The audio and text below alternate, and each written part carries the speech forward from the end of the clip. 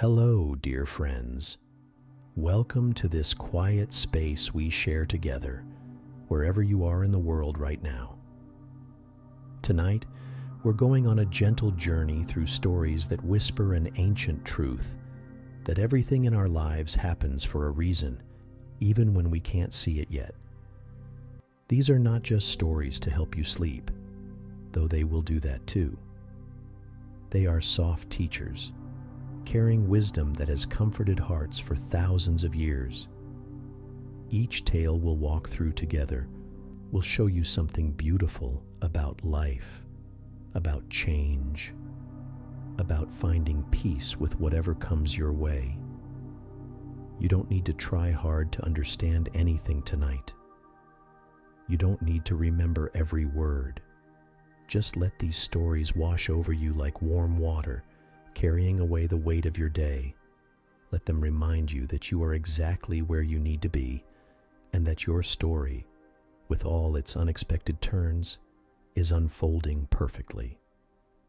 Before you get comfortable, take a moment to like the video and subscribe, and let me know in the comments section where you are tuning in from and what time it is for you.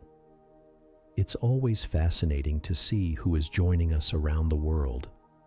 Now dim the lights, maybe turn off the fan for that background hum, and let's ease into tonight's journey together. Take a slow, deep breath with me. Feel your body settling into this moment. And now, let's walk together to our first story. Story 1. The Broken Pot, a tale from an ancient monastery garden. Close your eyes and imagine you are walking down a dusty path that winds through a peaceful monastery garden. The morning sun is just beginning to paint the world in soft gold. Your feet crunch gently on the small stones beneath you, and the air smells of jasmine and fresh earth. Up ahead, you see an old gardener. His back is bent with age, but his steps are steady and sure. On his shoulders he carries a wooden pole, and hanging from each end of the pole is a large clay pot. You decide to follow him quietly, curious about his morning ritual. As you walk behind him, you notice something interesting. The pot on the left side of the pole is perfect, smooth and whole without a single crack. But the pot on the right is different. It has a long crack running down one side, and as the gardener walks, tiny drops of water leak out, leaving a thin trail behind him. Every morning, you discover, this gardener walks the same path. He goes down to the stream at the bottom of the hill, fills both pots with clear, cool water, and then makes the long journey back up to the monastery. Every morning, the perfect pot arrives full of water, while the cracked pot arrives only half full, having leaked the other half along the way. You watch this happen day after day, walking silently behind the old gardener, and slowly you begin to notice something magical. Along the left side of the path, where the perfect pot never spills a drop, the ground is bare and dusty. But along the right side of the path, where the broken pot has been leaking water drop by precious drop for 2 long years, something wonderful has happened. Wildflowers bloom there. Tiny purple violets push up through the earth. Soft green moss carpets the stones. Butterflies dance from blossom to blossom, and birds come to drink from the small puddles that form in the rocky ground. The right side of the path has become a ribbon of beauty, a small paradise that feeds countless living things. One morning, the cracked pot can no longer bear its shame. As the gardener sets the pots down by the stream, the broken pot speaks in a voice heavy with sadness. "I am so sorry," the pot whispers. "For 2 years, I have failed you every single day. You work so hard to fill me with water, and I lose half of it before we even reach the monastery. The other pot delivers everything you ask of him, but I I am broken. I am useless. The old gardener's eyes crinkle with kindness as he kneels down beside the cracked pot. His weathered hands touch the clay gently, tracing the crack with his finger. "Oh, my faithful friend," the gardener says softly, "you think you have been failing me? Walk with me tomorrow morning and really look at what you have created." The next morning, as they make their journey up the hill, the gardener shows the cracked pot what you have been seeing all along, the garden of beauty that has grown because of the water that leaked through the crack. The trail of flowers and life that exists only because the pot was broken.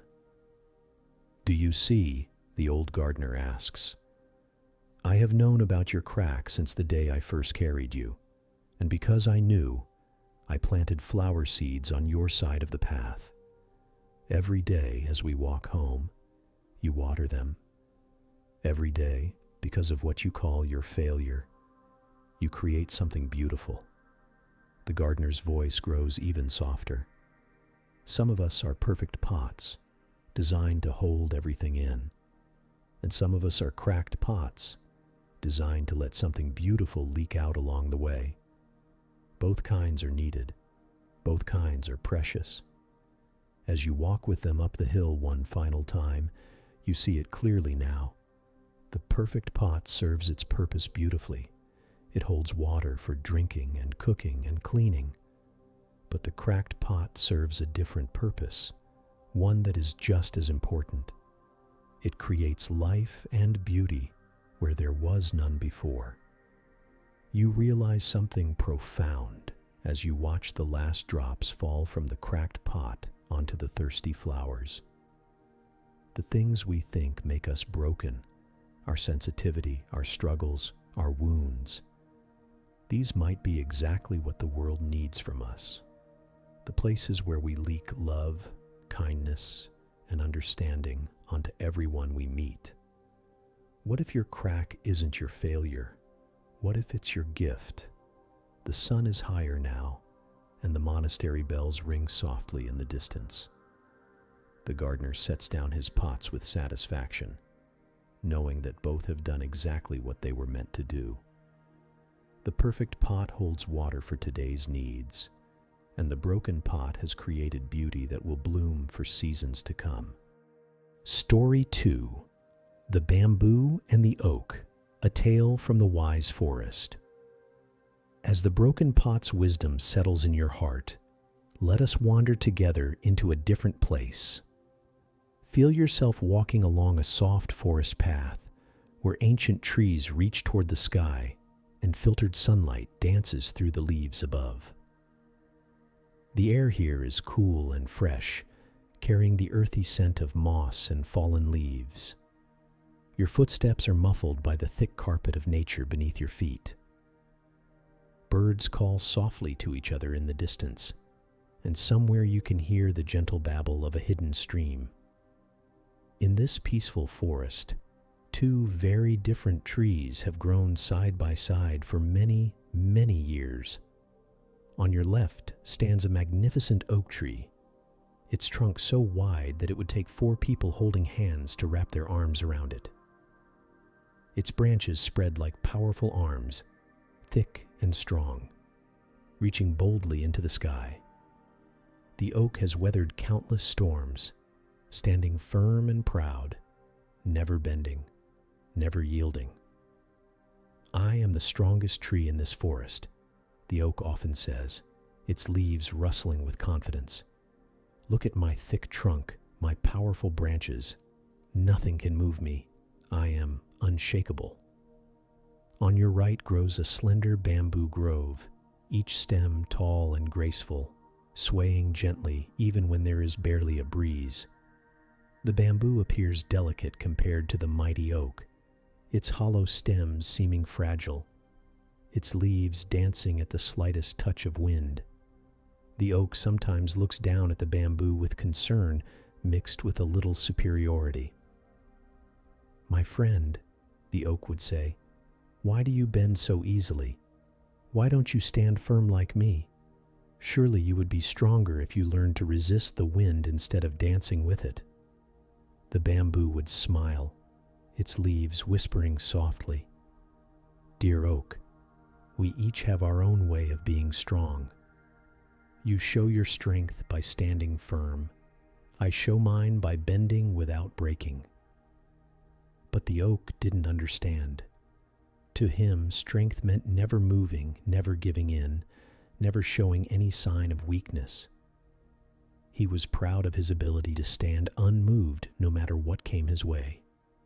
For years, they grew together in peace, these two different friends.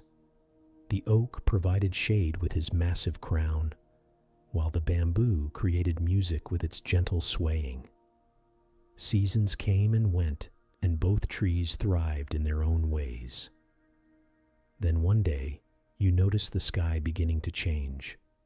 The peaceful blue gives way to dark, heavy clouds that gather quickly overhead. The wind, which had been a gentle whisper, begins to pick up, stirring the leaves more urgently. You can feel the change in the air. A storm is coming. At first, it's just a stronger breeze. The bamboo begins to dance more vigorously, its stems bending gracefully back and forth. The oak's leaves rustle more loudly, but his trunk remains perfectly still, perfectly straight. "You see," the oak calls to the bamboo over the growing wind, "this is why I don't bend. I stay strong while you dance around like you have no backbone at all." But the bamboo doesn't respond with words. Instead, it continues its dance, bending further now as the wind grows stronger, its stems creating beautiful arcs as they bow nearly to the ground, then spring back up again. The wind keeps building. What started as a breeze becomes a gust, and the gusts become something more powerful. Rain begins to fall, first in scattered drops, then in sheets that blur your vision. Lightning flashes across the dark sky, followed by the deep rumble of thunder. You find shelter behind a large rock, but you can still see both trees clearly. The bamboo is now bending so far in the wind that its top nearly touches the ground with each gust. It looks like it might break at any moment, yet somehow it keeps springing back, graceful and fluid, dancing with the storm instead of fighting it. The oak stands as he always has, rigid and unmovable. His massive trunk doesn't budge an inch. His thick branches barely bend. He faces the storm with the same stubborn strength he's always shown, refusing to yield even slightly to the howling wind. "I am unbreakable," the oak shouts into the storm.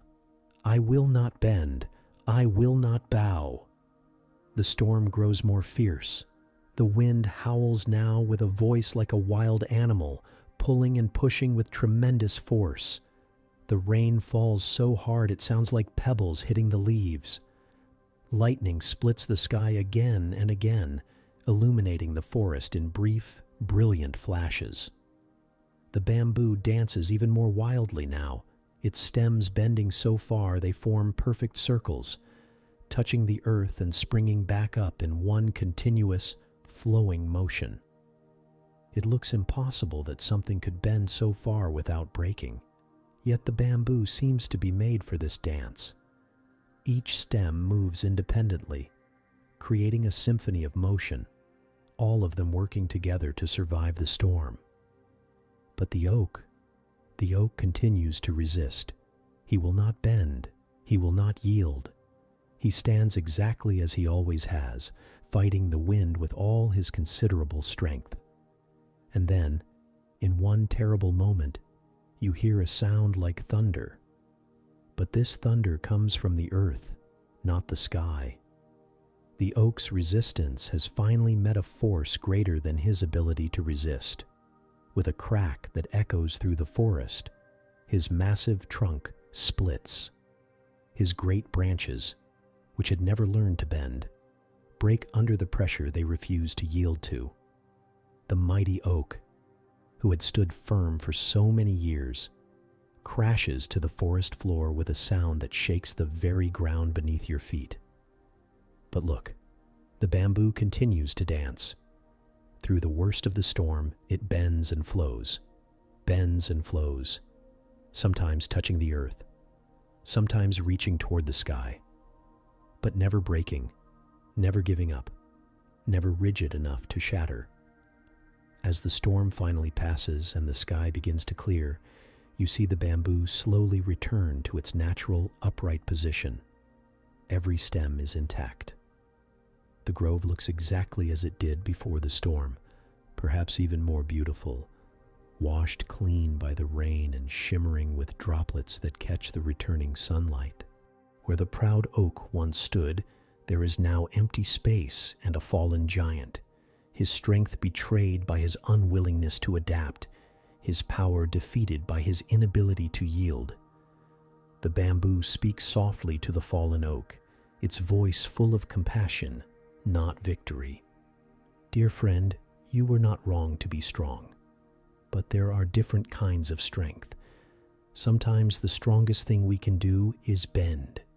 Sometimes wisdom lies not in resisting what comes, but in learning to dance with it. As you walk slowly around the fallen oak, you begin to understand something profound.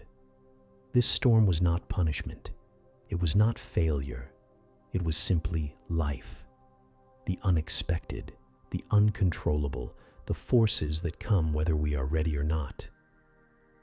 The oak's way, standing rigid, refusing to change, meeting force with force, had served him well for many years. But when life brought something bigger than his ability to resist, his very strength became his weakness. The bamboo's way, staying flexible, bending without breaking, adapting to whatever comes, allowed it to survive what the oak could not. Not because the bamboo was stronger in the traditional sense, but because it had learned a different kind of strength. You realize this storm had to happen exactly as it did. Everything happens for a reason, even the difficult lessons. The oak's fall was not meaningless. It created space for new growth, sunlight for smaller plants, and most importantly, wisdom for anyone willing to learn from what they witnessed. Perhaps this is true for the storms in your own life too. The times when you've been forced to bend, to adapt, to let go of being rigid about how things should be. Maybe those weren't signs of weakness. Maybe they were you learning the bamboo's secret, how to dance with life instead of fighting it. What if flexibility is not giving up, but growing up? What if adapting to change is not surrender, but wisdom? The bamboo continues to sway gently in the soft breeze that follows the storm, teaching anyone who watches that sometimes the most beautiful strength looks like a dance. Story 3. The Muddy Lotus. A tale from the quiet pond. From the wisdom of the bamboo's dance, let us walk together to the edge of a tranquil pond. The storm is past, and the world feels fresh and new. Your feet find a comfortable place on the soft bank, where you can sit quietly and look out over the still water. This pond is not what most people would call beautiful at first glance. The water is dark and murky, filled with mud stirred up by the recent rains. Fallen leaves float on the surface, and the bottom is thick with rich, dark earth that has accumulated over many years. It doesn't sparkle like a crystal mountain lake or flow like a clear running stream. But as you settle into stillness beside this humble pond, something magical begins to reveal itself. In the very center of the murky water, something is stirring beneath the surface. You lean forward, curious, watching as tiny bubbles rise through the dark water. Something is happening down in the mud, something alive and determined. Day by day, as you return to sit by this pond, you watch in wonder. A small, pale green shoot pushes its way up through the heavy mud at the bottom. It doesn't fight the mud or try to escape from it. Instead, it seems to use the mud, drawing strength from what others might see as dirty or unpleasant. The little shoot grows slowly, steadily, pushing through layer after layer of thick, rich earth. It doesn't complain about the darkness down there or about how hard it is to push through all that heavy mud. It simply keeps growing, keep reaching, trusting in something it cannot yet see. As the days pass, you watch this small miracle unfold. The green shoot becomes a stem. Then the stem grows longer and stronger. It carries with it some of the mud from the bottom, but somehow this doesn't make it dirty. Instead, the mud seems to be feeding it, giving it exactly what it needs to grow. Finally, after what feels like forever, the tip of the stem breaks through the surface of the water.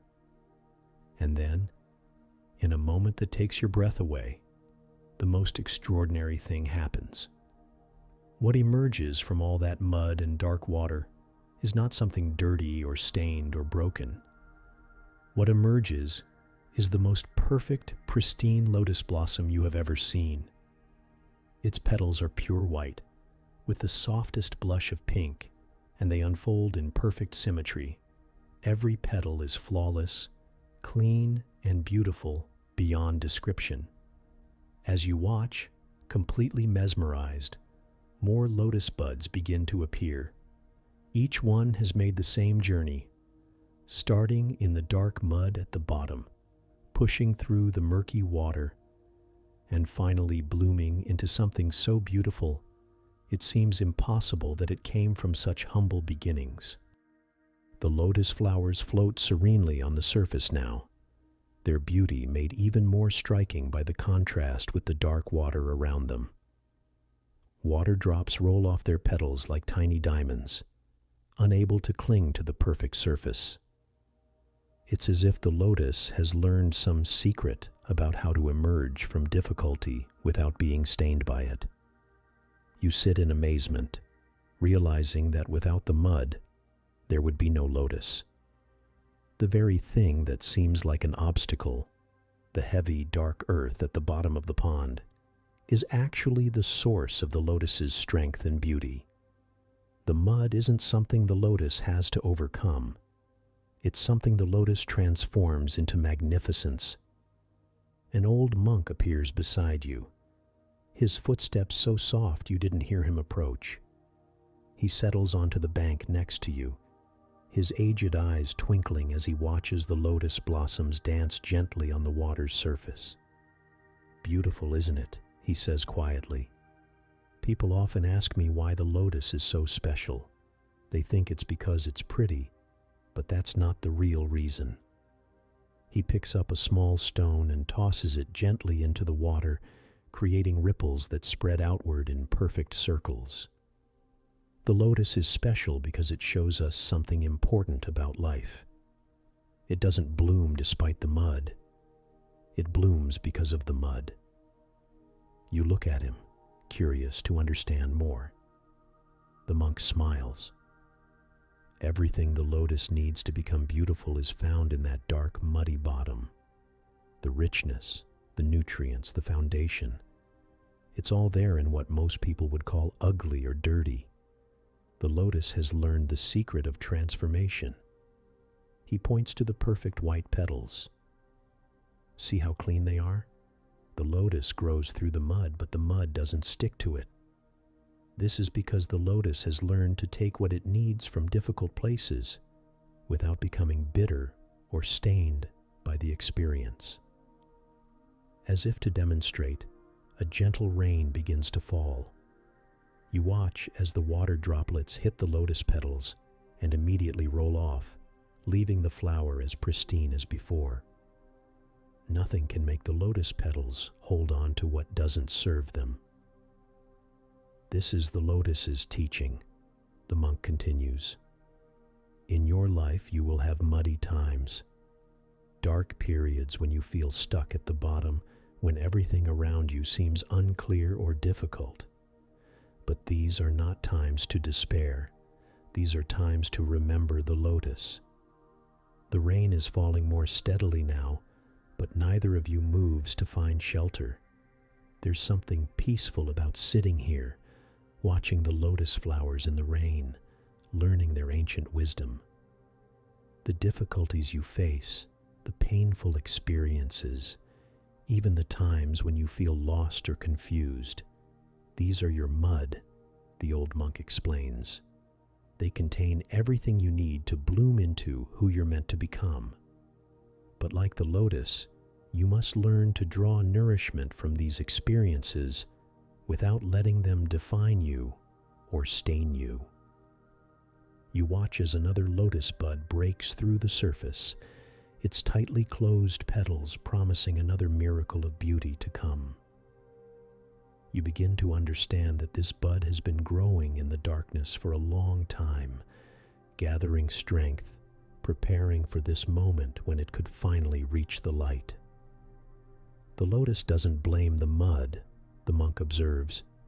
It doesn't spend its energy wishing it could grow somewhere else, in cleaner water or prettier surroundings. It accepts where it is and uses everything around it to become something magnificent. As the rain continues to fall, you think about your own life, your own muddy periods, the times when you felt stuck, when circumstances seemed unfair, when you couldn't see any way forward. What if those times weren't punishment or mistakes? What if they were exactly what you needed to grow into something beautiful? The monk stands slowly, brushing droplets of rain from his simple robes. Remember, he says gently, every lotus was once just a seed in the mud.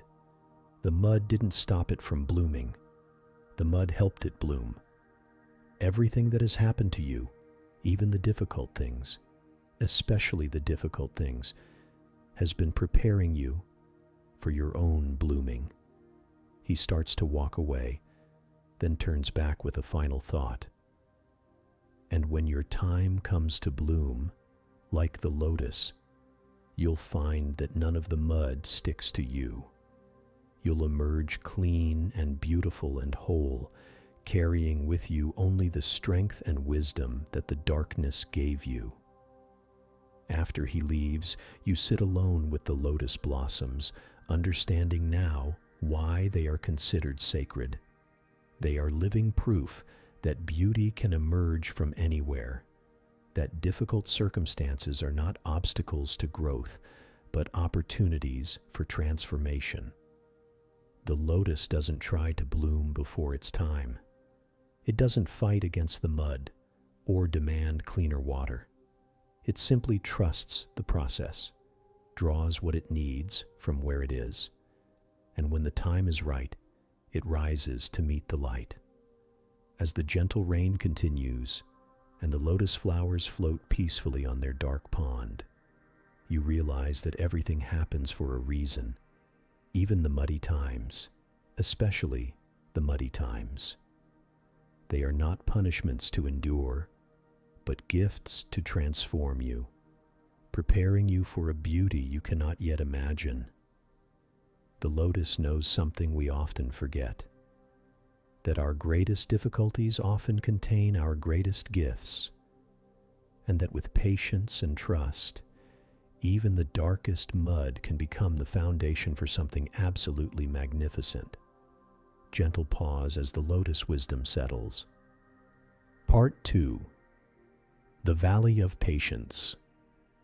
Story 4. The Farmer's Horse, a tale from a simple mountain village. As the lotus's wisdom takes root in your heart, let us leave the quiet pond and walk together along a winding mountain path. Feel the ground rising gently beneath your feet as we climb higher, breathing the crisp, clean air that carries the scent of pine and wildflowers. Ahead of you, nestled in a green valley between rolling hills, lies a small village where life moves at the pace of the seasons. Smoke curls peacefully from chimneys, and you can hear the distant sound of children playing and roosters calling to the morning sun. In this simple place lives an old farmer who has become famous throughout the region, not for his wealth or his success, but for his unusual way of looking at life. People travel from far away just to hear his thoughts on the strange things that happen in this world. As you walk down the dusty main street of the village, you see him now, a man with silver hair and gentle eyes, working quietly in his small garden. His movements are slow and deliberate, each action done with complete attention. There's something peaceful about just watching him tend his vegetables, as if he knows a secret about contentment that others have forgotten. You settle on a wooden bench across from his house, and as if sensing a story about to unfold, other villagers begin to gather nearby. This farmer's life has been filled with such unexpected turns that people have learned to pay attention when things happen to him. They know that whatever comes, his response will teach them something about the mysterious way life works. It's early spring when the first event occurs. You're sitting in the warm morning sun when suddenly there's a commotion at the edge of the village. A magnificent wild horse comes galloping down from the mountains, a beautiful stallion with a coat like polished mahogany and a mane that flows like black silk in the wind.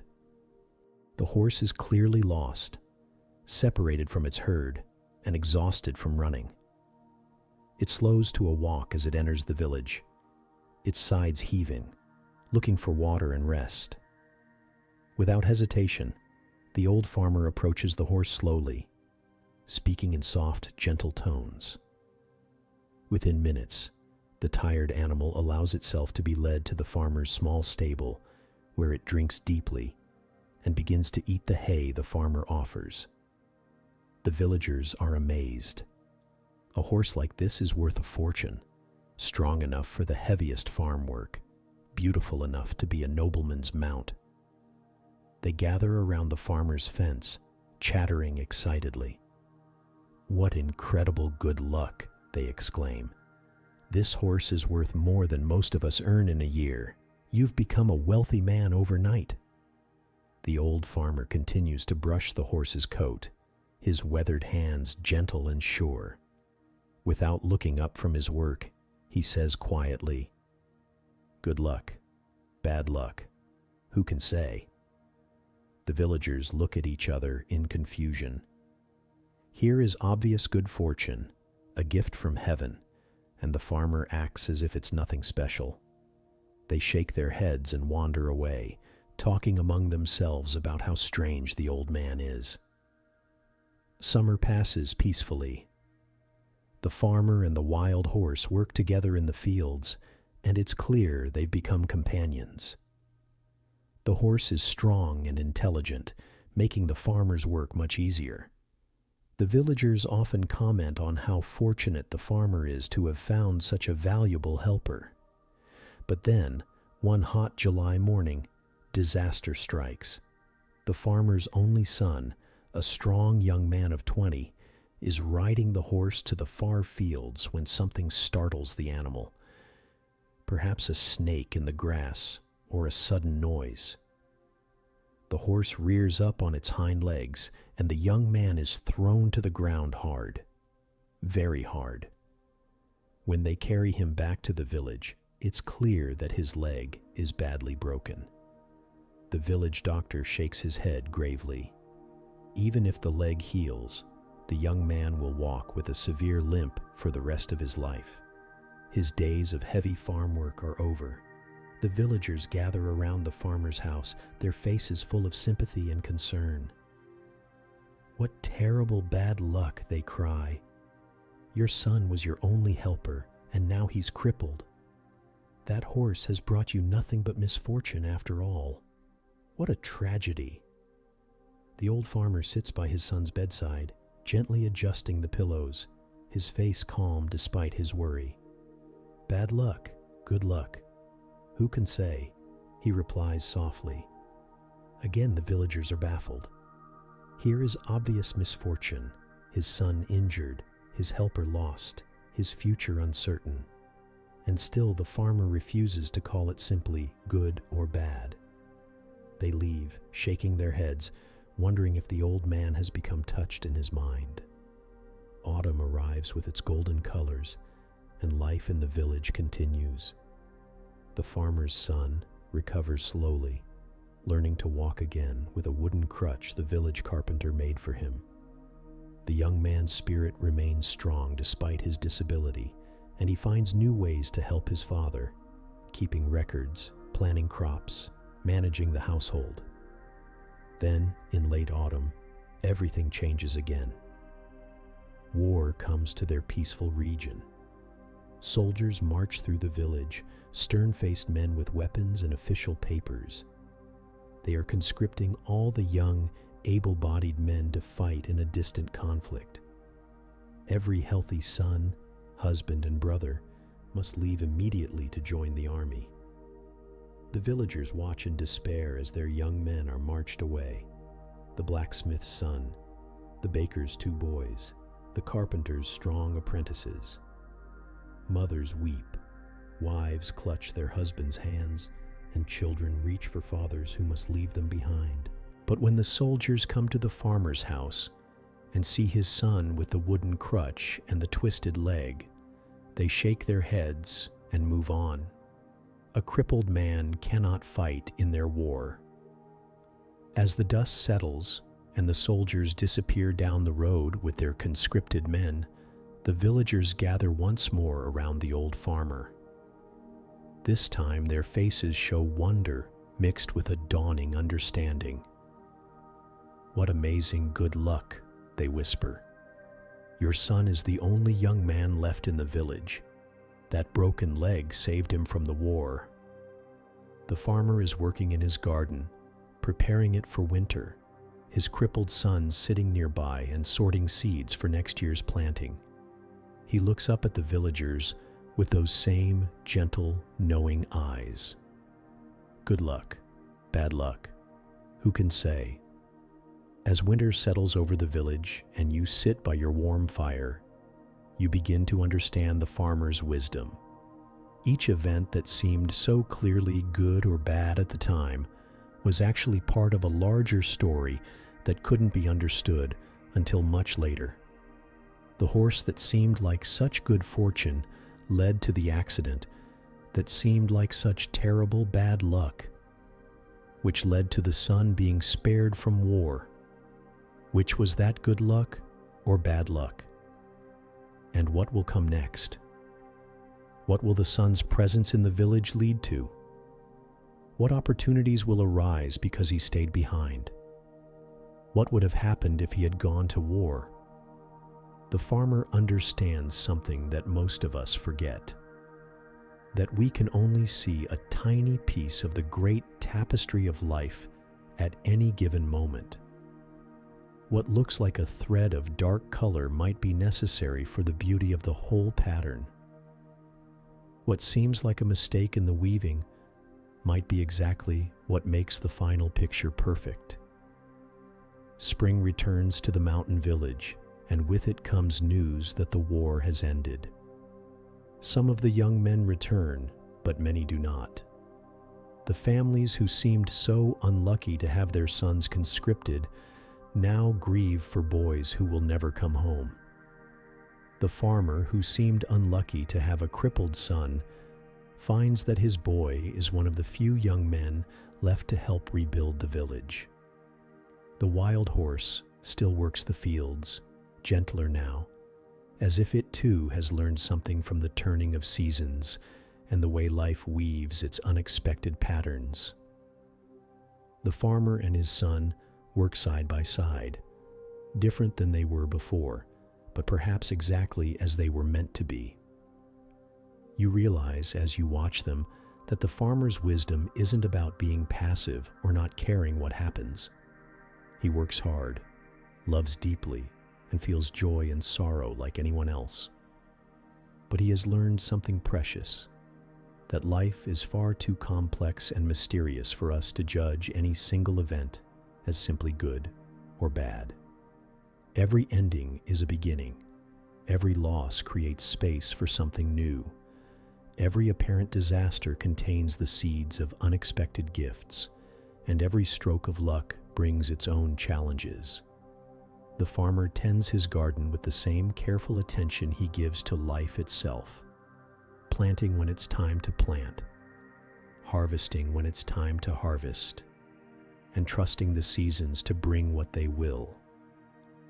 He has learned to work with life rather than demanding that life work according to his plans. As you prepare to leave this peaceful village, you carry with you the farmer's gentle wisdom. Perhaps the difficult things that have happened in your own life are not punishments or mistakes.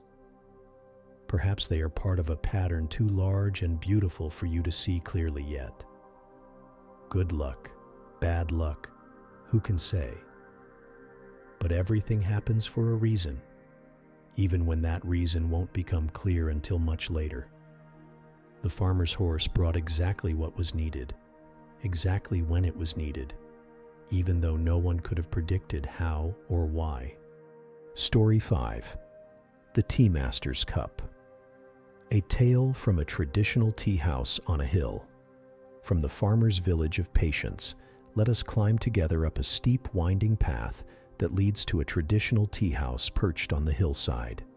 Your legs work steadily as we ascend, and with each step, the world spreads out below us in a patchwork of green fields and distant mountains.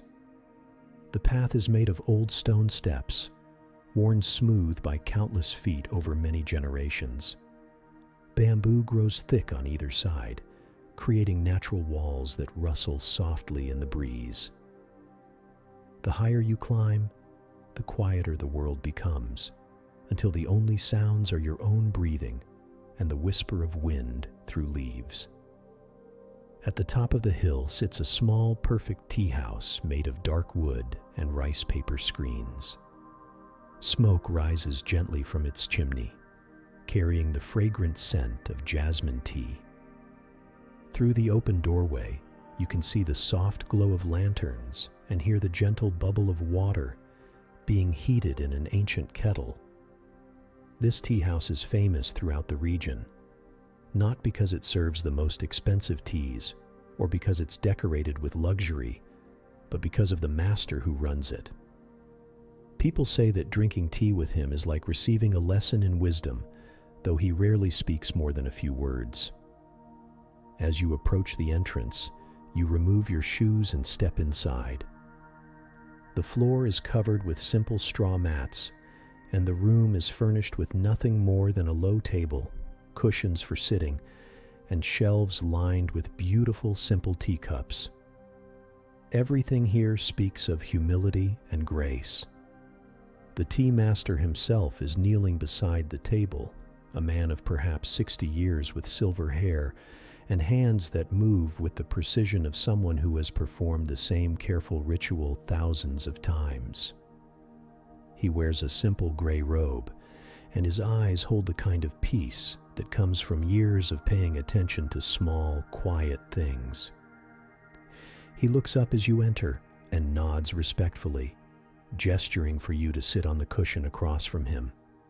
Without words, he begins to prepare tea, each movement deliberate and flowing like a slow dance. As you settle into stillness, you notice another visitor entering the tea house. This is a young man, well-dressed and carrying himself with the confidence of someone who believes he knows important things. He has traveled from the big city specifically to meet this famous tea master, hoping to learn the secrets of enlightenment and wisdom. The young man sits on a cushion beside you, but he doesn't settle into quietness the way the tea ceremony seems to invite. Instead, he immediately begins to speak, his voice filling the peaceful space. "Master," he says, barely pausing to bow properly, "I have come a long way to study with you. I have read all the important books about Buddhism and Zen. I have attended lectures by famous teachers. I have memorized countless quotations about enlightenment and wisdom. I understand the concepts of mindfulness and non-attachment. I know about the nature of suffering and the path to liberation. The tea master continues his careful preparation, measuring tea leaves with a small bamboo scoop, his movements unchanged by the young man's eager words. The student continues, gaining momentum. I have studied the teachings of the great masters, both ancient and modern. I understand the philosophy of emptiness and the doctrine of interconnectedness. I've learned about meditation techniques from various traditions. I even know several breathing exercises that are supposed to lead to enlightenment. Still, the tea master works silently, pouring hot water over the tea leaves in a small clay pot, the steam rising in gentle wisps. What I want to know, the young man says, leaning forward intensely, is what you can teach me that I don't already know. I'm looking for the advanced teachings, the secret wisdom that isn't written in books. I want to learn the deepest truths about the nature of reality. The tea master finally speaks, his voice soft and unhurried. I see that you are very learned, he says. Before we begin, let me offer you some tea. He picks up a beautiful porcelain cup from the shelf, one that is clearly special, decorated with delicate blue flowers and birds. He places it before the eager student with great respect. Then, something interesting happens. The tea master begins to pour the hot tea into the student's cup, but he doesn't stop pouring when the cup is full. The golden liquid reaches the rim of the cup and begins to overflow, spilling onto the wooden table and dripping onto the straw mat below. Still, the tea master continues pouring. The student watches in alarm as the precious tea streams over the sides of the beautiful cup. "Master, stop!" he cries. "The cup is full. It's overflowing. You're wasting the tea." The tea master continues pouring for another moment, then finally sets down the teapot. He looks calmly at the young man, and for the first time, his eyes hold the hint of a smile. "You are quite right," the tea master says gently. "The cup is full. Nothing more can go into it." The student looks confused. "Yes, that's exactly what I said. Why did you keep pouring when you could see it was full?" The tea master picks up a simple cloth and begins to clean up the spilled tea with the same careful attention he gave to preparing it. "Tell me," he says as he works, "how is your cup different from your mind?" The young man sits in silence for a moment, beginning to understand. "Like this cup," the tea master continues, "your mind is already full of knowledge, full of concepts, full of ideas about what enlightenment should look like. You come here asking me to pour more into your cup, but there is no room. The new wisdom cannot enter because the old knowledge is taking up all the space." The tea master sets the wet cloth aside and picks up a different cup from the shelf. This one is plain and simple, made of rough clay with no decorations. More importantly, it has a small crack running down one side, not large enough to make the cup unusable, but clearly visible. "This," he says, placing the cracked cup before the student, "is a beginner's cup. See how humble it is? See how it doesn't try to be perfect or beautiful? And see this crack?" The student nods, looking at the imperfect cup with new eyes. This crack reminds us that we don't know everything, that there are spaces in our understanding where new wisdom can enter. The crack is not a flaw, it's an opportunity. The tea master lifts his teapot again and pours fresh tea into the cracked cup. The tea stays in the cup perfectly well, despite the crack, filling it with golden warmth. To learn something truly new, the tea master explains, we must first empty our cup. We must be willing to not know, to be beginners again, to have cracks in our certainty where fresh understanding can take root. The student looks down at the cracked cup in his hands, and something shifts in his expression. The eagerness is still there, but it's mixed now with something else. Humility, perhaps, or the beginning of real curiosity, rather than the need to acquire more knowledge. "But Master," the student asks, "I spent so many years learning all those things. Are you saying it was all worthless?" The tea master shakes his head gently. "Not worthless at all. Your knowledge is like good tea leaves, valuable and important. But tea leaves alone are not tea. They must be combined with empty space and hot water to become something nourishing. Your knowledge must be combined with emptiness and the heat of real experience to become wisdom." He gestures to the cracked cup. "This cup can hold your knowledge, but because it's not trying to be perfect, because it admits it has cracks, it can also hold surprise, wonder, and new discovery. The perfect cup, so full of itself, has no room for anything else." As the afternoon shadows grow longer, the three of you sit in comfortable silence, sipping tea from your different cups. You notice that the tea tastes the same, whether it comes from the beautiful porcelain cup or the humble cracked one. The difference isn't in what the cup adds to the tea, but in what it's able to receive. The student, holding his cracked cup carefully, seems different now. The eager intensity has softened into something more peaceful. "Master," he says quietly, "I think I understand. I came here with my cup so full of what I thought I knew that there was no room for what you might teach me." The tea master nods. The expert's mind has many answers, but few questions. The beginner's mind has many questions, but few answers. Which do you think learns more?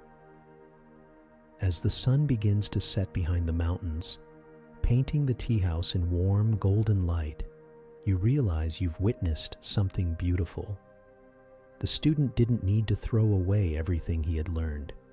He just needed to hold it more lightly, to make space for it to be transformed by new understanding. The cracked cup sits before him, humble and imperfect, but perfectly capable of holding whatever is poured into it. It doesn't pretend to be more than it is, and because of this honesty, it can be truly useful. "Empty your cup," the tea master had said. But you understand now that this doesn't mean becoming ignorant or throwing away what you know. It means holding your knowledge lightly enough that it can be mixed with new experience, heated by genuine curiosity, and transformed into something nourishing. The tea ceremony continues in peaceful silence as night falls around the little tea house on the hill, and in that silence, you can almost feel the sound of cups being emptied and filled again, cracked open to make room for wisdom that can only come to those humble enough to admit they still have so much to learn. Every expert was once a beginner. Every master was once a student with a cracked cup, willing to empty what they thought they knew to make room for what they had yet to discover. Story 6. The River's Gift. A Tale from the Flowing Valley. As the wisdom of the empty cup finds its place in your heart, let us leave the quiet tea house and follow a different kind of teacher down into the valley below. Listen, can you hear it? The gentle sound of water flowing over stones, calling us to come and learn from its patient, persistent song. Your path leads down through terraced gardens and groves of fruit trees until you reach the banks of a clear river that winds through the peaceful valley. This is not a dramatic, rushing mountain torrent, but a gentle, steady stream that has been flowing along this same path for countless years. Find a comfortable place to sit on the smooth rocks beside the water.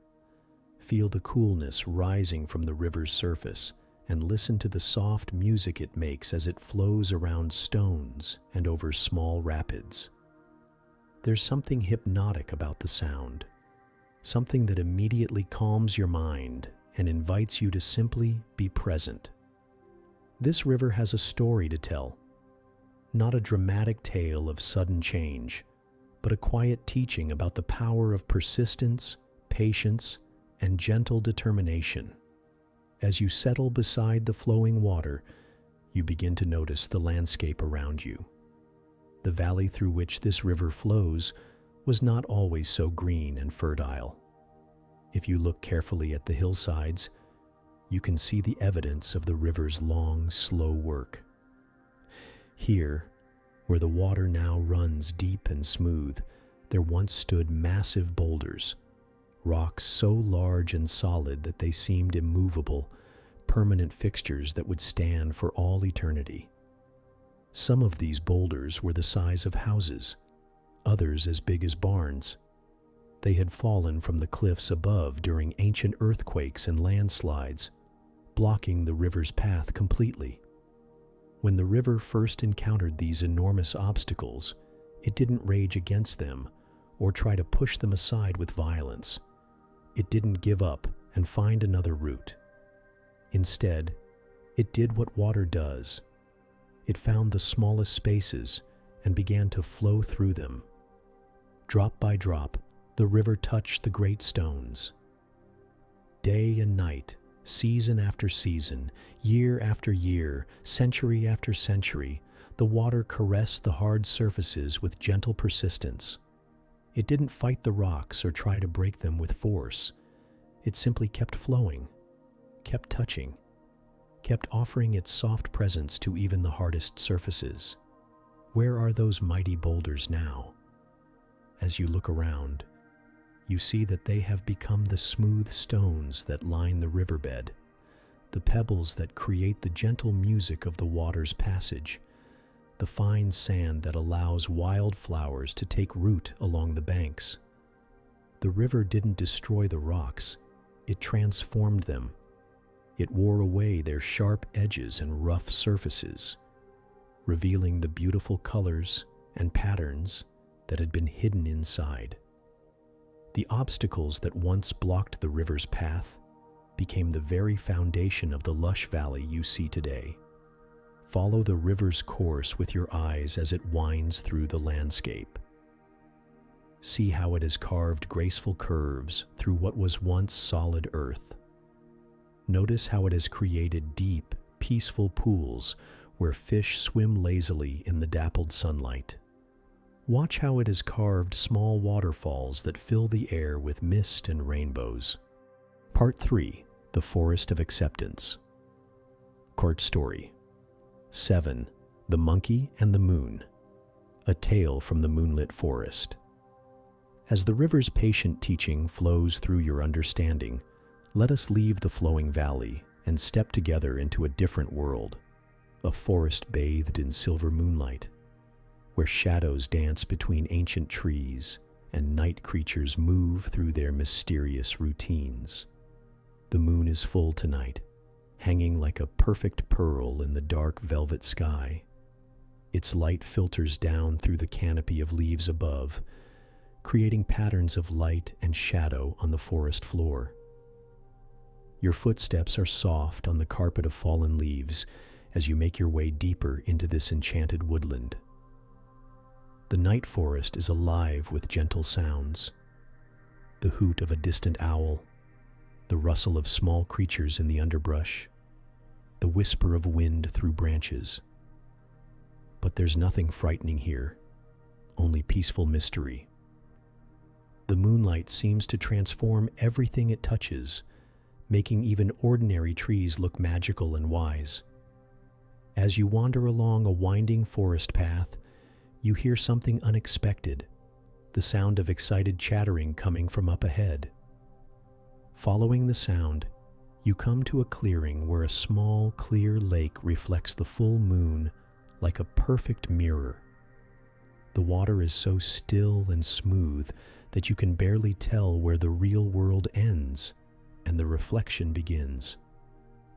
Beside the lake sits a young monkey, and he is completely captivated by what he sees in the water.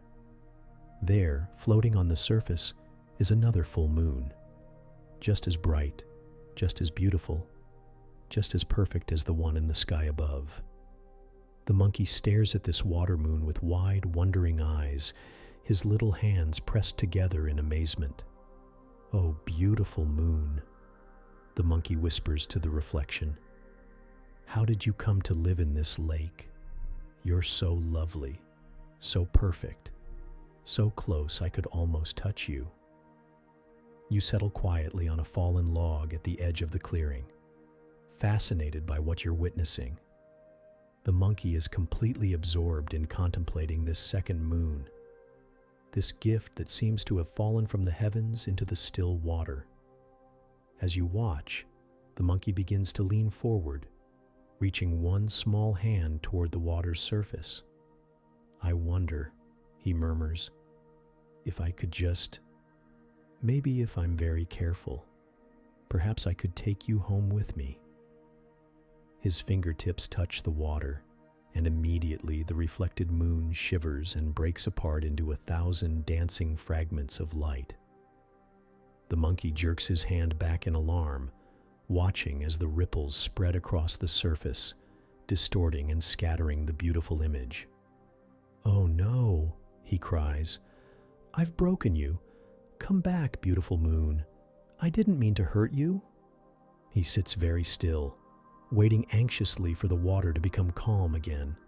Slowly, gradually, the ripples fade and the surface grows smooth once more.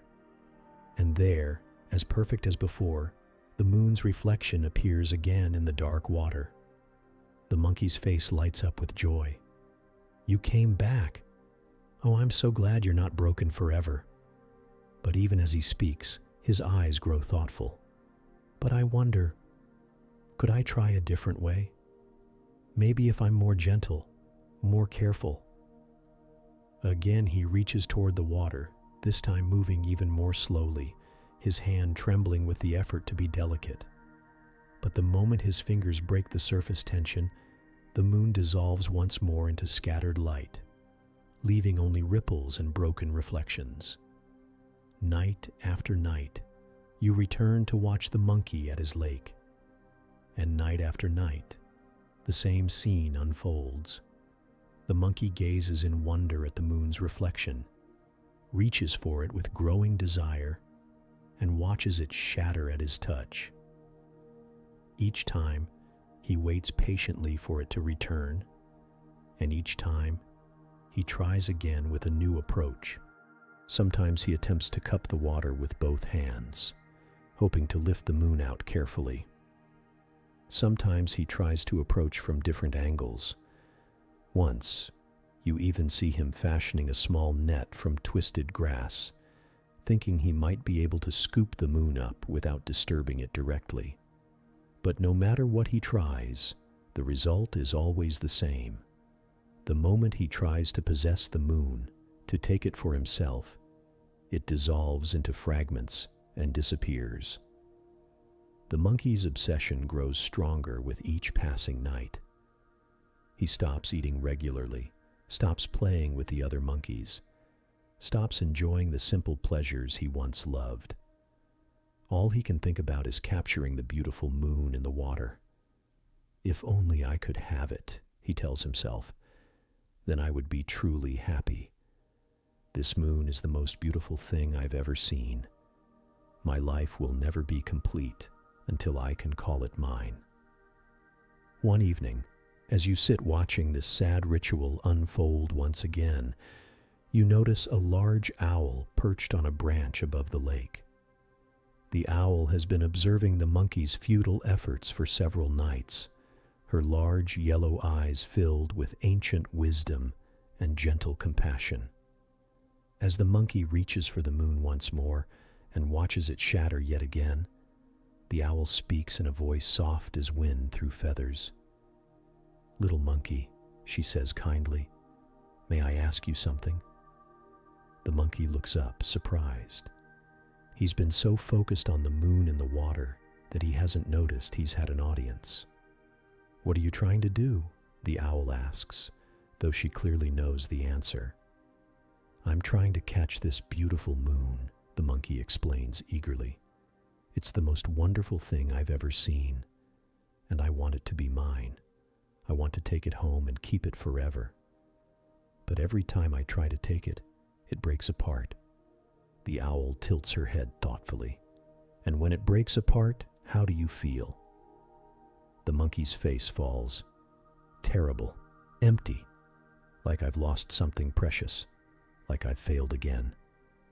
"I see," the owl says gently. "And before you try to touch it, when you're simply looking at it, how do you feel then?" The monkey considers this question. "Well, I feel wonderful. Amazed. Like I'm seeing the most beautiful thing in the world. Like I could look at it forever and never get tired of how lovely it is." "Ah," says the owl, a knowing glint in her eye. "So the moon makes you happy when you simply appreciate it, and sad when you try to possess it?" The monkey nods slowly, beginning to understand. "Tell me, little friend," the owl continues. "Look up at the sky. What do you see there?" The monkey tilts his head back and gasps. In all his weeks of obsession with the reflection, he had almost forgotten about the real moon sailing serenely overhead. There it hangs, full and radiant, casting its silver light over the entire forest. There's another moon up there," he whispers in amazement. "Is it not the same moon?" the owl asks gently. "The one in the water is not a different moon. It's simply a reflection of the one above. You have been trying to catch something that cannot be caught, to own something that belongs to everyone and no one." The monkey stares up at the real moon, then down at its reflection, and something profound dawns in his expression. "The moon in the water isn't really there, is it?" he asks. "I mean, it's there, but it's not. It's not something I can have." "The reflection is real," the owl explains. "Your joy in seeing it is real. The beauty that fills your heart when you look at it is real. But it's not meant to be captured or owned. It's meant to be appreciated, enjoyed, shared." The owl spreads her wings and glides down to perch on a rock near the monkey. "Some of the most beautiful things in life are like this moon, little friend. They exist for us to enjoy, but not to possess. The sunset that takes your breath away, can you put that in your pocket? The song of a bird that fills your heart with joy, can you cage that music and call it yours? The feeling of love that makes you feel like you could fly, can you lock that away in a box?" The monkey is quiet for a long time, looking back and forth between the real moon and its reflection. Finally, he settles back on his haunches and simply watches the play of light on water, no longer reaching, no longer grasping, just appreciating. "It's still beautiful," he says with wonder. "Even though I can't have it, it's still the most beautiful thing I've ever seen." "More beautiful, perhaps?" the owl suggests. "Because now you're not suffering over what you can't have. Now you can simply enjoy what is." As the night deepens, you watch a transformation take place in the little monkey. The desperate hunger in his eyes fades, replaced by peaceful contentment. He's no longer frantically trying to solve the problem of how to capture the moon. Instead, he's fully present with the gift of being able to see it. The monkey begins to notice other things he had been too obsessed to see before.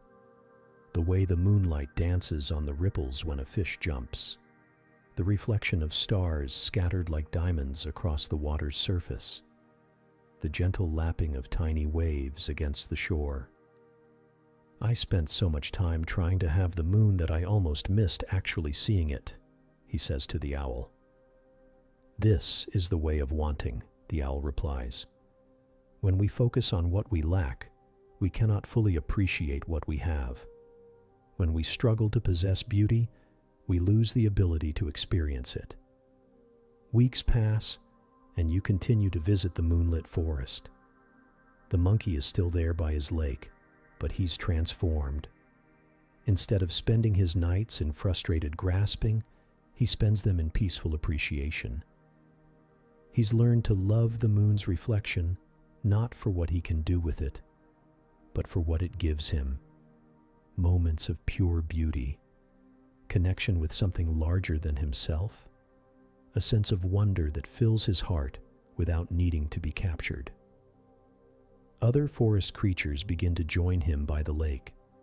They've heard that this is a special place now, a place of peace rather than frustration, a place where one can simply be present with beauty. Word spreads that the monkey has learned something valuable about the difference between loving and owning, between appreciating and grasping. One evening, as you sit with the monkey and several other forest friends, all of you quietly enjoying the moon's reflection together, the monkey speaks softly. "I used to think that I could only be happy if I could have that moon," he says. "I thought my happiness depended on getting something that was outside of me. But now I understand that the moon was never meant to be captured. It was meant to be a gift, a free gift that anyone can enjoy, but no one can own." The owl hoots softly in approval. The moon teaches us that some things are more beautiful when they remain free. Love is like this too. It grows when we hold it lightly and disappears when we grasp too tightly. Joy is like this. It flows toward open hearts and flees from grasping hands. As you sit in the peaceful moonlight, surrounded by creatures who have learned to appreciate rather than acquire, you understand something important about your own life. How many times have you reached for happiness as if it were something you could capture and keep? How many beautiful moments have you missed because you were focused on what you thought you lacked? The monkey's moon is still there in the lake, as lovely as ever. But now it's appreciated rather than coveted, enjoyed rather than grasped for. And in this shift from wanting to appreciating, the monkey has found something even more valuable than what he thought he wanted. He has found contentment, presence, and the ability to receive the gifts that life offers freely to those who have learned to stop grasping. The moon belongs to everyone and no one. Beauty exists to be shared, not hoarded. Wonder is a gift that multiplies when we receive it with open hands rather than closed fists. Some things are meant to be appreciated, not owned. And in learning to love without possessing, we discover a happiness that no one can take away from us. Story 8. The Shepherd's Dream. A Tale from the Rolling Hills. From the peaceful moonlit forest, let us walk together as dawn begins to break over a landscape of rolling green hills. Feel the cool morning air on your face as we climb up from the valley, leaving behind the silver light of night for the golden promise of a new day. Your feet find their rhythm on the ancient sheep paths that wind through these gentle hills like ribbons laid across green silk. The grass is wet with dew that soaks through your shoes, and the air carries the sweet scent of wildflowers and the distant sound of bells. Small bells that tinkle softly as a flock of sheep moves slowly across the hillside. As you crest a small rise, you see him, a shepherd sitting quietly on a weathered stone wall, watching over his flock with the patient attention of someone who has learned to find contentment in simple things. He's neither young nor old, this shepherd, but ageless in the way of people who spend their time outdoors, their faces weathered by sun and wind into something both peaceful and strong. His sheep are scattered across the hillside like white clouds that have somehow fallen to earth and decided to stay and graze. They move slowly, contentedly, their soft bleating mixing with the sound of wind through grass to create the most peaceful music you've ever heard. You settle on another section of the stone wall, close enough to observe, but far enough to not disturb the shepherd's quiet contemplation. There's something about his stillness that draws you in. He seems completely present, completely here, in a way that's rare in the busy world you've left behind. As the morning sun climbs higher, warming the hills and evaporating the dew into wispy mist, you begin to notice something interesting about this shepherd. While his body sits peacefully on the wall, his mind seems to be wandering far from these quiet hills. His eyes, which should be watching his sheep, keep drifting to the horizon. His expression changes from peaceful attention to something more restless, more distant. You can almost see his thoughts taking flight like birds, carrying him away from this present moment to other times and places. Tomorrow, you hear him murmur to himself. Tomorrow, I'll take the flock to the upper pasture where the grass is sweeter. The sheep will grow fat and healthy there, and their wool will be the finest in the region. His face lights up with excitement as he imagines this future success. But as he pictures tomorrow's pasture, he's no longer seeing today's contentment. A lamb bleats nearby, asking for attention, but the shepherd doesn't notice. He's too busy dreaming of tomorrow. Minutes pass, and the shepherd's mind travels even further into the future. With finer wool, I'll get better prices at the market, and with more money, I can buy more sheep. And with more sheep, I'll need better grazing land. Maybe I could buy that hillside I've always admired. Now he's completely lost in his visions of expansion and success. His eyes are unfocused, seeing not the sheep in front of him, but herds of imaginary animals grazing on imaginary hills he doesn't yet own. One of his ewes has wandered close to a patch of thorny bushes, but the shepherd doesn't notice. He's too busy counting sheep that don't exist yet. The daydream continues to grow. And if I have more land and more sheep, I could hire other shepherds to help me. I could build a fine house in town with stone walls and glass windows. My children could go to school instead of spending their days on the hills. My wife could have nice dresses and never have to worry about money again. The vision is beautiful, and the shepherd's face glows with happiness as he imagines this prosperous future. But while he dreams of providing for his family an actual lamb, one that exists right now, not in some imagined future, has gotten tangled in a bit of old rope and is struggling to free itself. Lost in his pleasant fantasies, the shepherd doesn't hear the lamb's distressed bleating. His mind has traveled so far into tomorrow that he's completely absent from today. But then something happens that brings him crashing back to the present moment. A cloud passes over the sun, casting a shadow across the hills, and suddenly the shepherd's dreams take a darker turn. But what if it rains too much and the upper pasture becomes muddy, he thinks, his face now creased with worry. What if the sheep get sick? What if the market prices fall? What if I can't afford the land I want to buy? Now, instead of being lost in pleasant dreams, he's lost in anxious fears about a future that hasn't happened yet. His stomach tightens with worry as he imagines all the things that could go wrong with his plans. What if there's a drought and the grass doesn't grow? What if wolves come down from the mountains? What if I make a mistake and lose everything? What if my sheep die and I can't feed my family? The shepherd's peaceful morning has transformed into an anxious spiral of what-if scenarios. His body is still sitting on the stone wall, but his mind is racing through dozens of imaginary disasters, each one more frightening than the last. While he worries about fictional wolves, he doesn't notice that one of his real sheep has wandered away from the flock, following a particularly tempting patch of clover toward the edge of a steep slope. The sun moves higher, and the shepherd's mind continues its restless journey between rosy dreams and dark fears, between glorious tomorrows and terrible possibilities.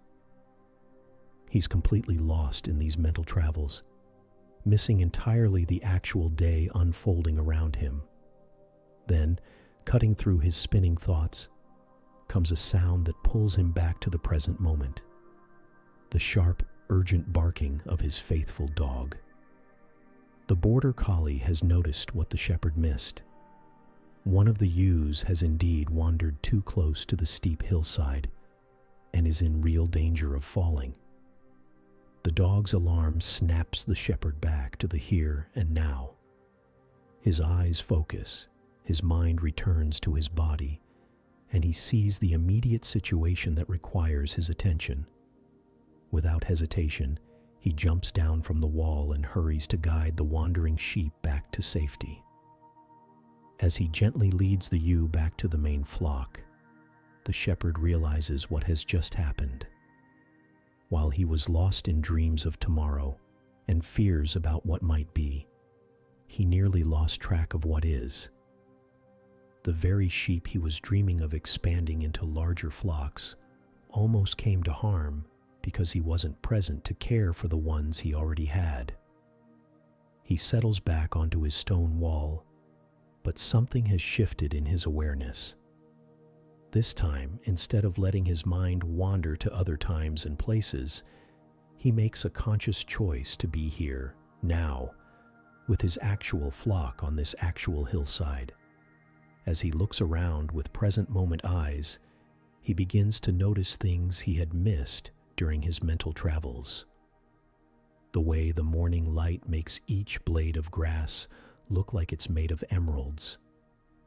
The soft contentment on the faces of his sheep as they graze peacefully. The gentle warmth of the sun on his shoulders. The sweet sound of larks singing in the clear air above. "This is beautiful," he says aloud, surprised by his own observation.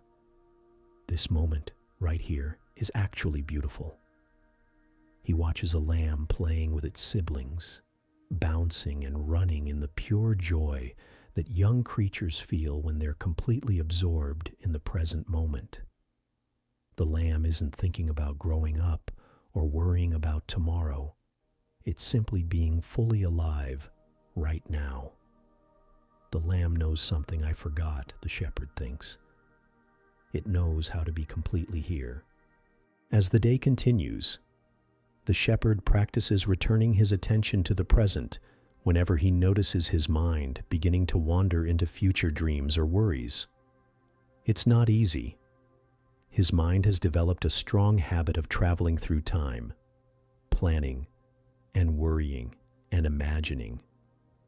But each time he brings his awareness back to now, he discovers something worth noticing. The texture of the stone wall beneath him, the feeling of the breeze on his face, the particular sound each sheep makes, how he can recognize individual animals just by their voices. The way clouds cast moving shadows across the hills like a slow, majestic dance.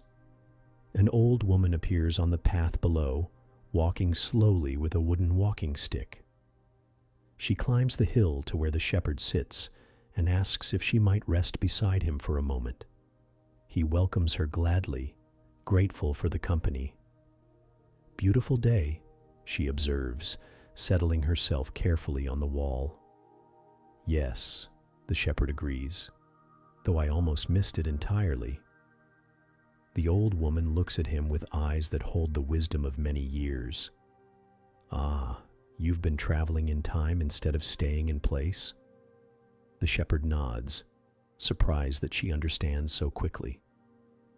"I was dreaming about tomorrow, and worrying about what might happen.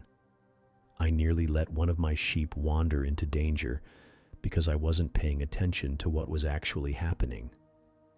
I know that journey well, the old woman says with a gentle smile. I spent many years of my life living everywhere except where I was, always planning for the future or remembering the past, rarely noticing the gift of the present moment. She picks up a small wildflower from the grass beside the wall and examines it closely. This little flower doesn't worry about winter or dream about becoming a tree. It simply blooms as fully as it can, right here, right now. And in doing so, it brings beauty to this exact moment. The shepherd watches as she holds the flower up to catch the light. It's such a simple thing, but in her hands, examined with full attention, it becomes almost magical. The present moment is the only time we can actually experience anything, she continues. We can't feel joy in tomorrow. Tomorrow doesn't exist yet. We can't find peace in yesterday. Yesterday is already gone. All we ever have is now, but we spend so much time elsewhere that we miss the life we're actually living. She hands the flower to the shepherd. Your sheep live entirely in the present moment. That's why they seem so content. They're not anxious about tomorrow's grass or nostalgic for yesterday's pasture. They're simply here, grazing, being sheep, experiencing their lives as they unfold moment by moment. The shepherd holds the small flower and feels its delicate petals, its sturdy stem. Such a tiny thing, but when he gives it his full attention, it seems to contain an entire world of beauty and wonder. I've been a shepherd for 20 years, he says slowly. I've seen thousands of mornings like this one, but I think this is the first time I've actually been present for one. The old woman nods knowingly. The mind loves to travel. It finds the present moment too simple, too ordinary. It wants drama and complexity. But all the peace and joy we're seeking exists right here, in the simple reality of what is. As the afternoon wears on and the old woman continues her journey down the path, the shepherd practices this new way of being with his flock. Instead of planning and worrying, he experiences what's actually happening. The warmth of the sun, the sound of contented sheep, the feeling of the stone beneath him, the vast sky overhead. He discovers that when he's fully present, even ordinary moments become extraordinary. When he gives his complete attention to what is, rather than dividing it between what was and what might be, everything seems more vivid, more alive, more precious, more. The sheep sense the change in their shepherd's energy. When he's present with them, they're calmer, more settled. His peaceful attention creates a field of tranquility that spreads through the entire flock. As evening approaches, and it's time to guide the sheep back to their shelter, the shepherd realizes that this has been one of the most satisfying days he's had in years. Not because anything special happened. The routine was exactly the same as always, but because he was actually here for it, fully present to experience each moment as it unfolded. Walking down the hill behind his flock, listening to the gentle tinkle of their bells in the cooling air, the shepherd understands something profound. The present moment isn't a stepping stone to somewhere better. It's the destination. It's where life actually happens. It's where peace, joy, and contentment are always available if only we remember to show up. Tomorrow will come when it comes, and it will bring whatever it brings. Yesterday happened exactly as it happened and cannot be changed. But this moment, this step, this breath, this heartbeat, this is where his life is actually taking place. The shepherd's dream was not of future flocks or distant pastures. His dream was to finally wake up to the life he was already living, the beauty he was already surrounded by, the peace that was always available in the simple reality of now. Story 9. The Butterfly's Dance. A Tale from the Colorful Meadow. As the shepherd's wisdom about presence settles into your understanding, feel yourself walking away from the peaceful hills and into a completely different landscape. The season is changing around you. You can sense it in the warming air, in the longer days, in the way life itself seems to be stirring with new energy. Before you spreads a meadow unlike any you've ever seen. This is spring at its most magnificent. A vast carpet of wildflowers in every color imaginable, stretching as far as your eyes can reach. Purple lupines stand tall beside golden poppies. Red paintbrush mingles with white daisies. Blue forget-me-nots dance next to pink wild roses. It's as if someone has scattered handfuls of jewels across the green grass, creating a masterpiece that changes with every step you take.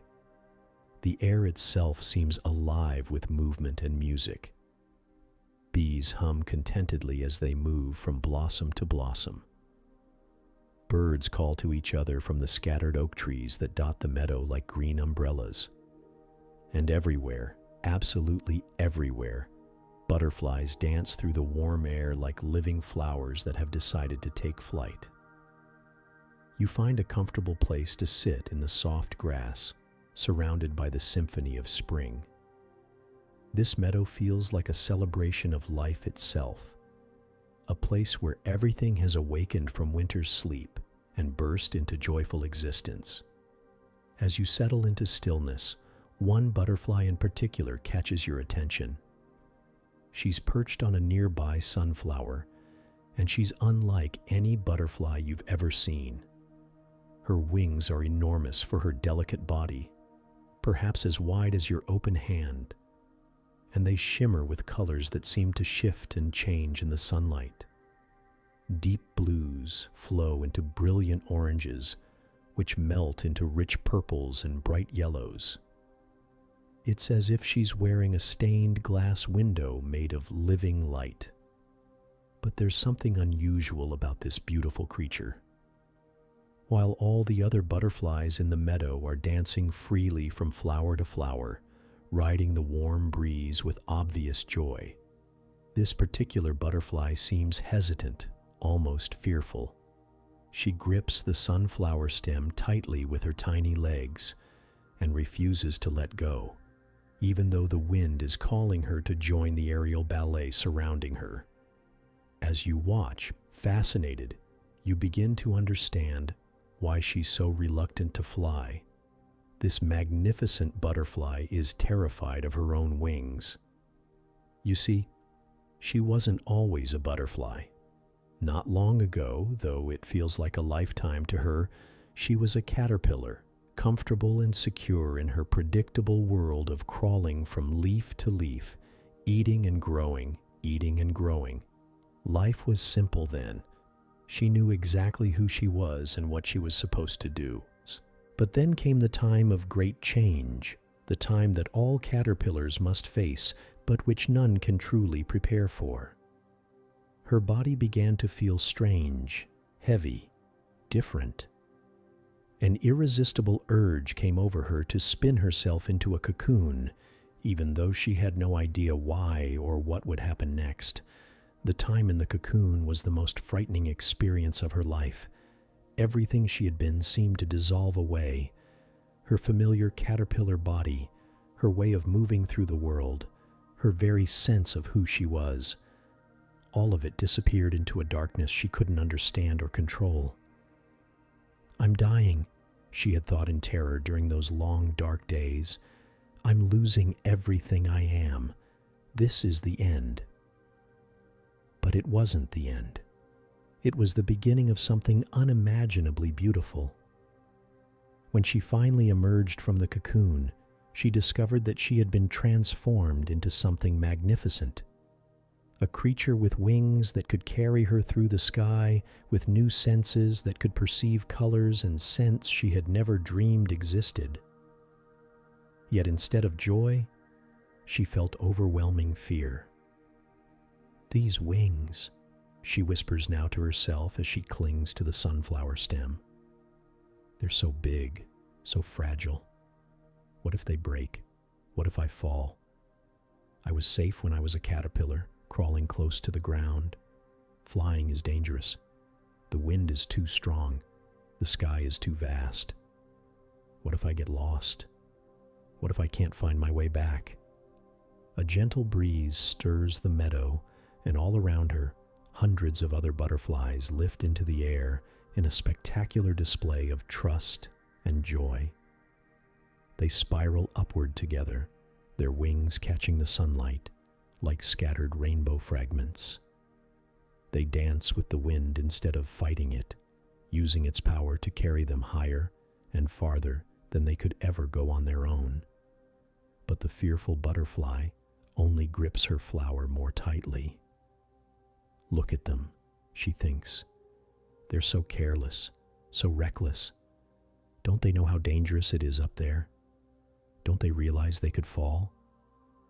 An old monarch butterfly, her wings faded with age but still strong, notices the frightened newcomer clinging to the sunflower.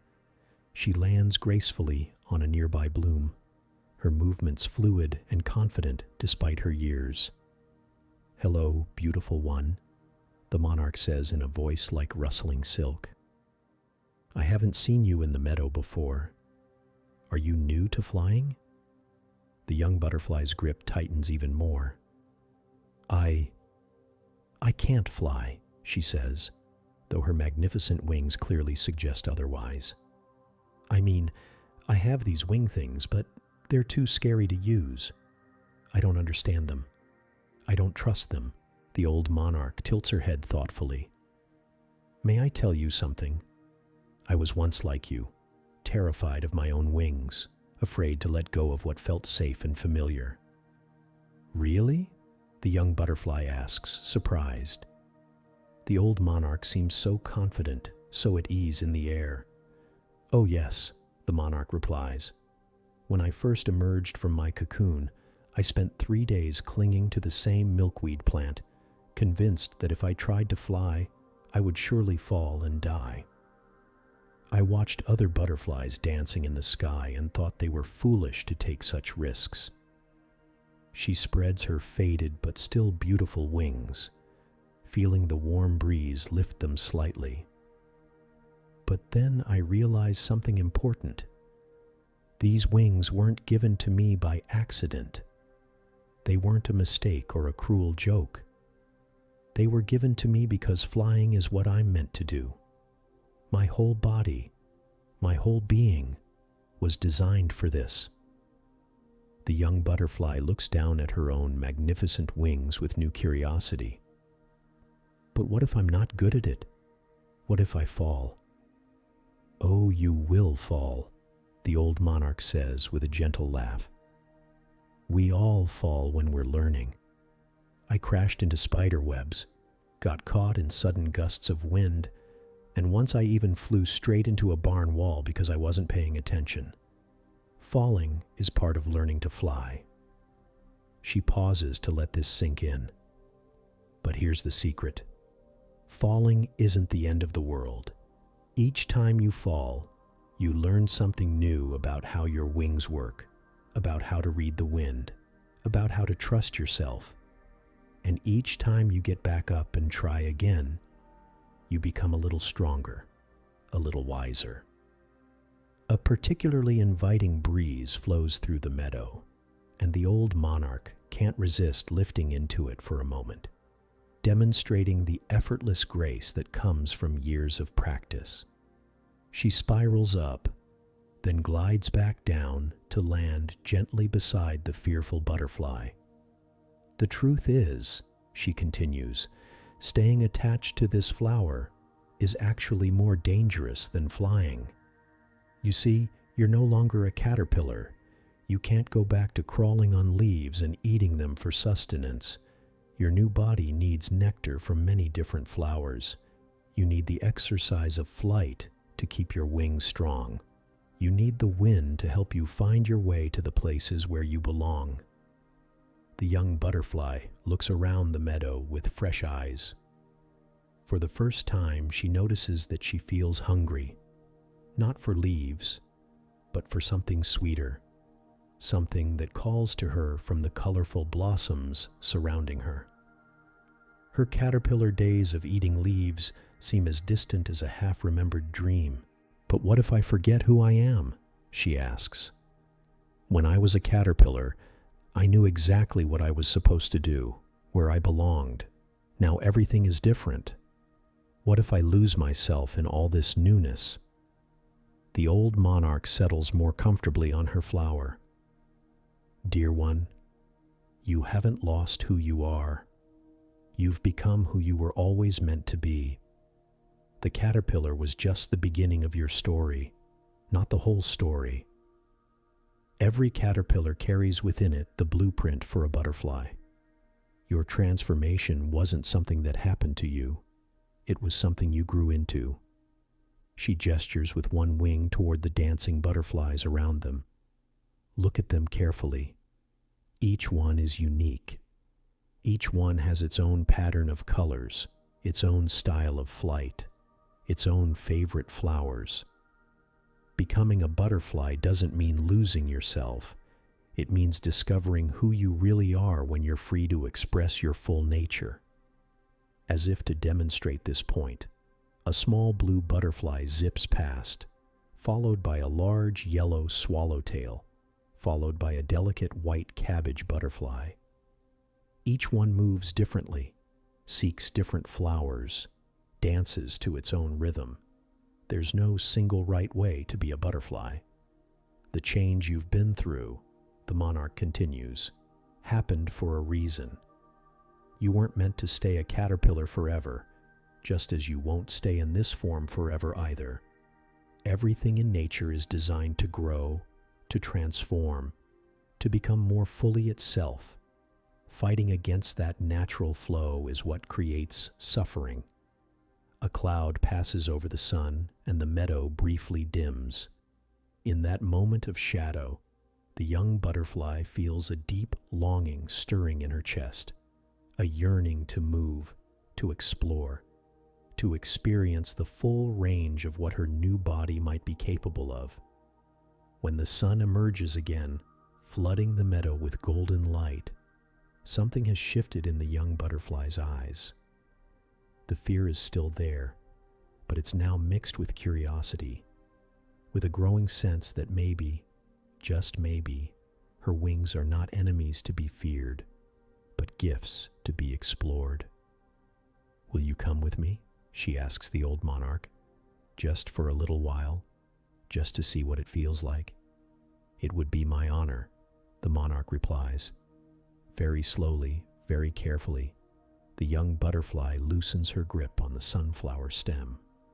She feels the wind immediately begin to lift her wings, and her first instinct is to grab hold again.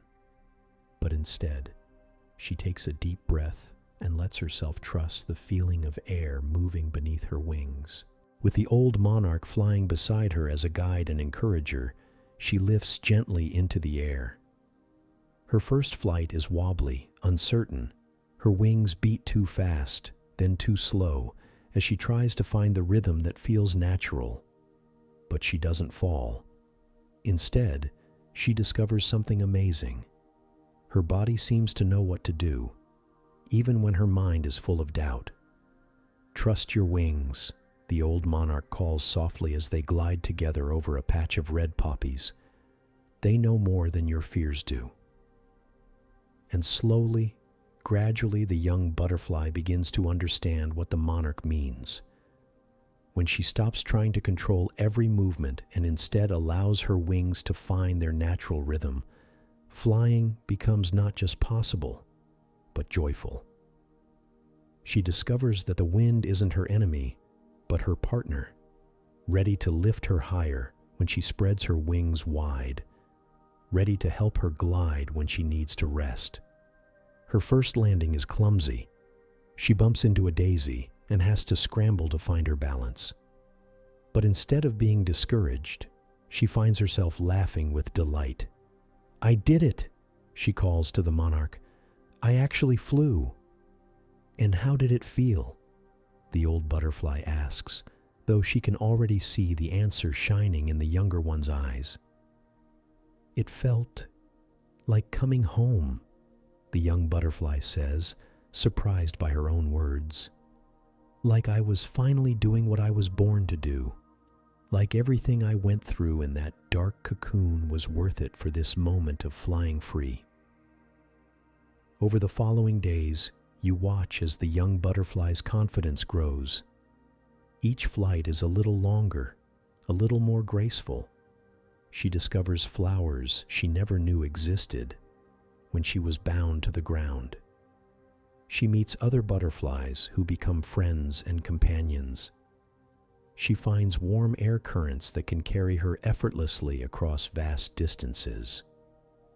Most importantly, she discovers that change, the very thing she had feared most, is not something that destroys who she is, but something that reveals who she was always meant to become.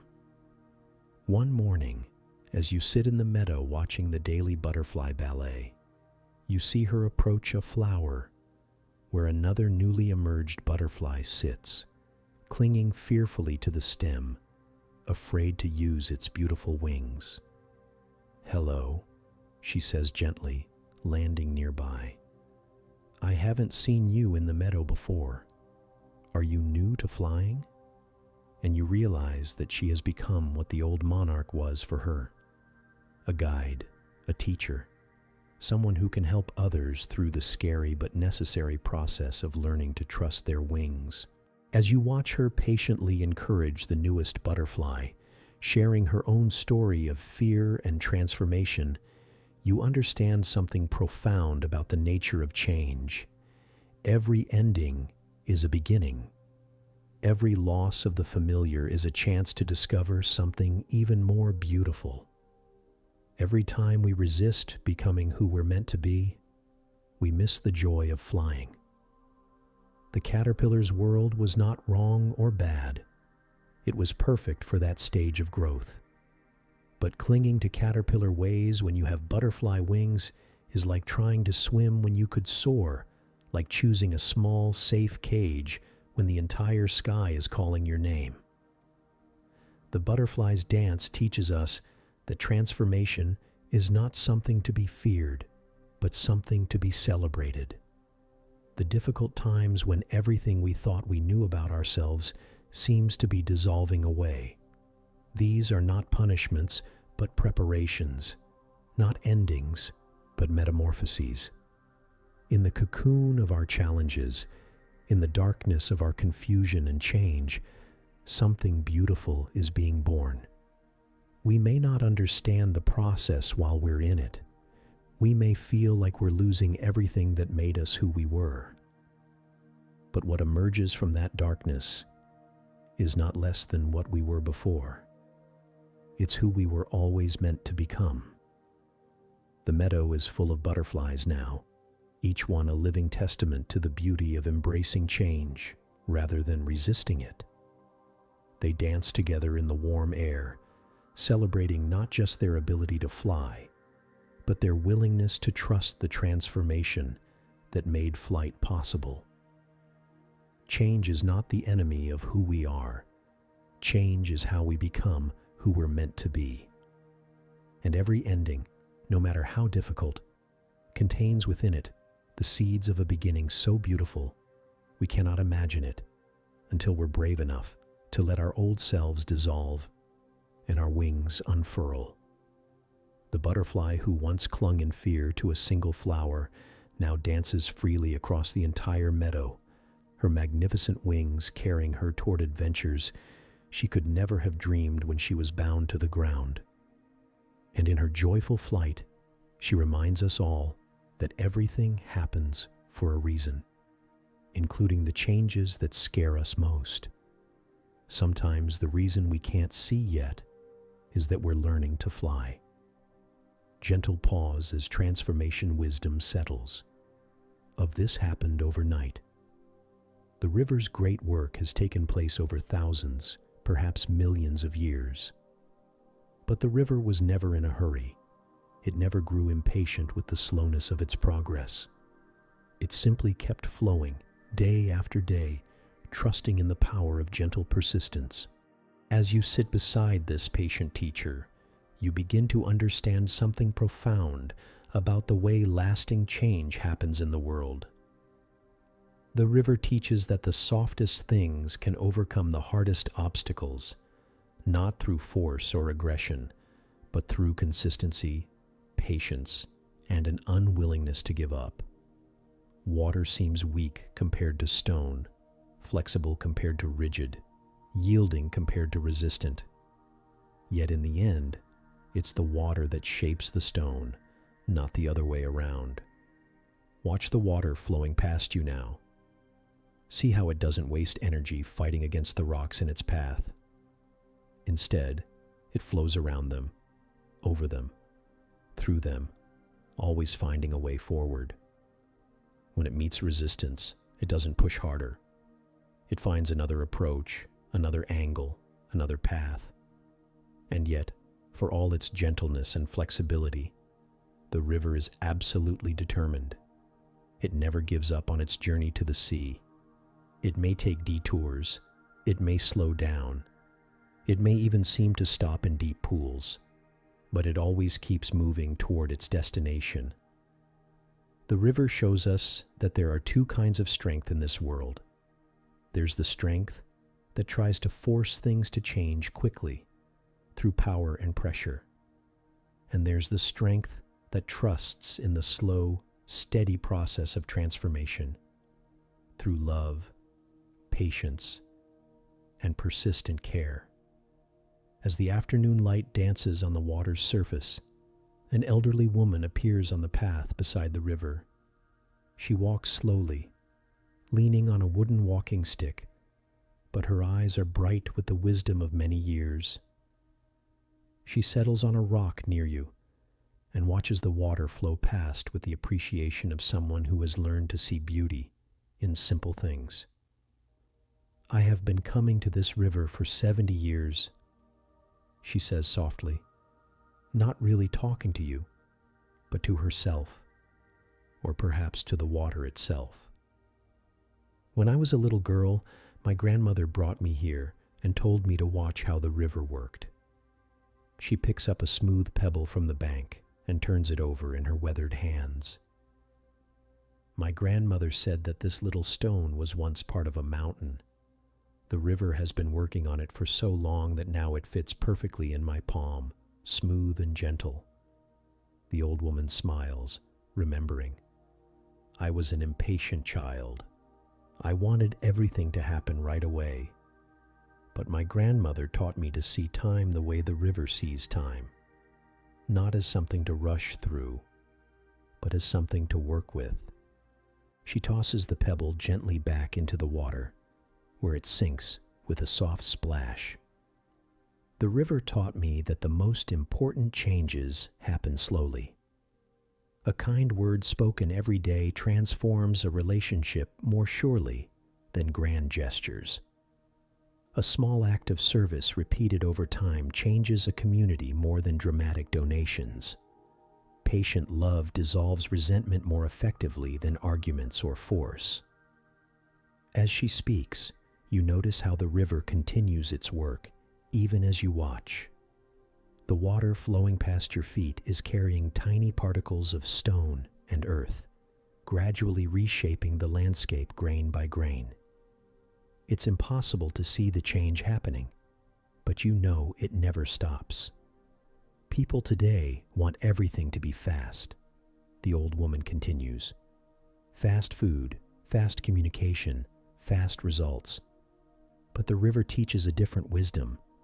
It shows us that the most beautiful and lasting changes happen at the pace of nature, slowly, gently, persistently." She stands up slowly, preparing to continue her walk. Whatever you're trying to change in your life, remember the river. Don't try to move mountains overnight. Just keep flowing. Keep offering your gentle presence to whatever obstacles you meet. Trust that your consistency, your patience, your refusal to give up, these are more powerful than any force. As she disappears around the bend in the path, you remain beside the river as evening approaches. The light grows softer, turning the water into liquid gold, and you think about the places in your own life where you've been trying to push and force and hurry change. What if, instead of fighting so hard against your obstacles, you learn to flow like water around them? What if, instead of trying to transform everything at once, you trusted in the power of small, consistent actions repeated over time? The river doesn't worry about how long its journey will take. It doesn't compare itself to faster streams or wish it could move mountains in a day. It simply flows, trusting that every moment of movement, no matter how small, is carrying it closer to where it belongs. In the gathering dusk, as the first stars begin to appear in the darkening sky, the river continues its ancient work. Tomorrow it will flow past this same spot, wearing away a few more grains of sand, smoothing a few more rough edges, creating a little more beauty in the world. And in that patient, persistent flowing, you hear a promise that applies to your own life. That gentle love, applied consistently over time, can transform anything. That softness can overcome hardness. That patience can accomplish what force cannot.